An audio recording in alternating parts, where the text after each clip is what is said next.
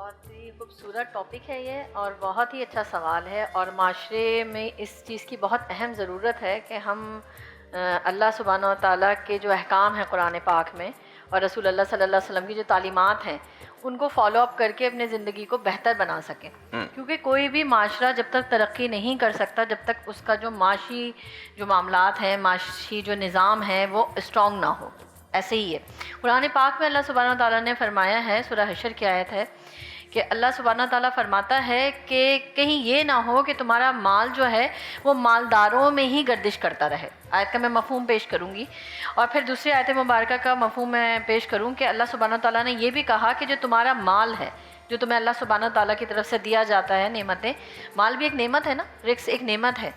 تو وہ جو دیا جاتا ہے اس میں جو نادار ہیں، جو مفلس ہیں، ان کا حق ہے۔ اب اس کی میں ایک تھوڑی سی ایک ڈیفینیشن پیش کروں گی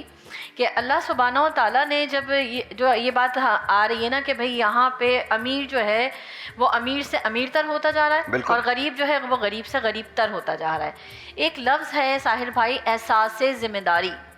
احساس ذمہ داری، مولا علی کرم اللہ وجہ الکریم فرماتے ہیں کہ سب سے قیمتی شخص وہ ہے کہ جس کے اندر احساس ذمہ داری ہو،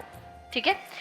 ہر انسان اگر اپنی احساس ذمہ داری کو سمجھتا ہے تو ہمارا جو معاشرہ ہے وہ ترقی کر سکتا ہے۔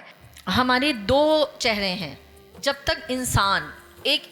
انسان اگر اپنے اندر جھانکے، جو رمضان المبارک کا مہینہ ہے اور ہم عشرہ رحمت میں داخل ہو چکے ہیں، تو ایک انسان اگر قرآن پاک کی تعلیمات کو دیکھے، جو قرآن پاک کی میں نے آیت مبارکہ کا آپ کو ترجمہ بتایا، اس میں یہ کہا کہ کہیں یہ نہ ہو کہ مال جو ہے وہ مالداروں ہی میں گردش کرتا رہے۔ تو آپ دیکھیں گے ہمارے جو معاشرے میں کیا ہوتا ہے کہ یہاں پہ جو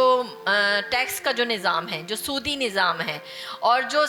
سرمایہ داران ہیں، انہوں نے اس کو اپنا حق سمجھ لیا ہے، اور حق سمجھ کے جو غریب جو ہے وہ پس رہا ہے۔ وہ غریب اس طرح سے پس رہا ہے کہ جو اس کی سورس آف انکم ہے اس میں اس کا گزارا ہی نہیں ہوتا ہے، اور جو امیر ہے وہ امیر سے امیر تر ہوتا چلا جا رہا ہے۔ وجہ یہی ہے کہ ہمارا جو معاشی نظام ہے وہ مستحکم نہیں ہے۔